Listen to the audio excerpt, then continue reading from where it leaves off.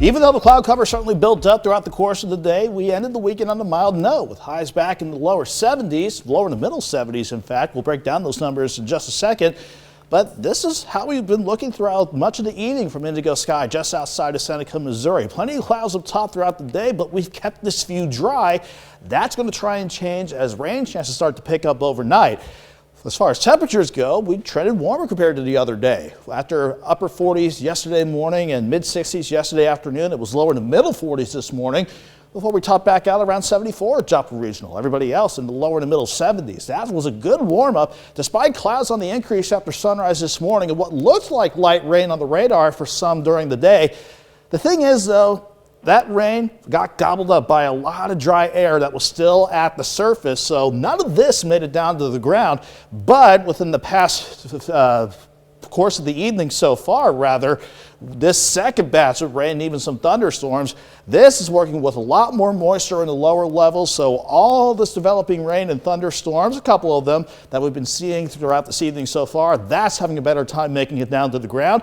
That's what's going to continue as we go throughout the course of the night. Thankfully, nothing too strong or severe to worry about. The view from Joplin's been quiet as well all evening long, but as far as temperatures go, we've been seeing temperatures dropping back into the 50s already behind the passing cold front. But if you're still ahead of that front, you can see how before the top of the 10 o'clock hour, many of us were still sitting into the mid, maybe almost upper 60s.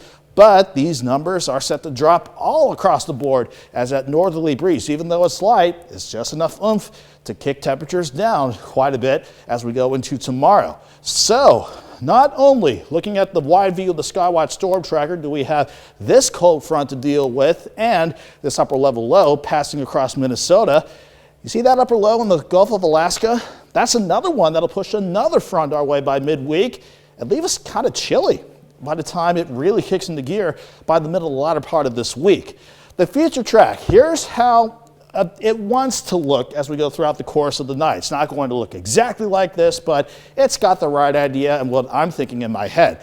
The rain chances, they'll continue off and on throughout the course of the night, even a couple of storms, nothing too crazy again though. I think by the morning drive, any rain chances will shift temporarily to our southern counties. I think we're dry around lunchtime. Then some additional rain chances will build back in late in the afternoon. As far as temperatures go, everyone's cooler tomorrow. 52 in the morning, 57 by noon, highs near 62. Then we go into Monday night, early Tuesday morning with additional rain chances coming our way. But Tuesday afternoon, a little break in the action with highs back near 70. So that's not looking bad. Now, as far as rain chances go within the next 2 days alone, I think a quarter of an inch to an inch of rain, certainly within the realm of possibility. But then we got to deal with thunderstorm chances Tuesday night into Wednesday as this slow upper level low that comes out of the Gulf of Alaska just takes its time to move across the upper Midwest and the Great Lakes.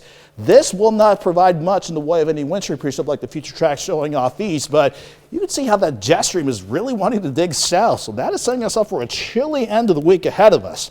62 tomorrow, so mild for tomorrow, thankfully. 70 tomorrow, Tuesday rather. 62 Wednesday, lower 50s for highs for Thursday and Friday. We're back near 74 by Sunday, Chris, but let's keep an eye still on Friday morning and Saturday morning. That could be either a freeze or a frosty start for a lot of us. And of course, if you've got any plants out there already, I think you mentioned yesterday, you want to make sure you bring them in if you can, cover them up if you can't. Yeah, that is if these numbers hold. It's something we'll still watch over the next few days. Hopefully they don't. I mean, I don't know about anybody else, but hopefully they don't hold. I would like this to be the one time you're completely wrong and it stays warmer. If I was a gambling man, I'd say the two of you are pretty much done with winter. Are you done with winter?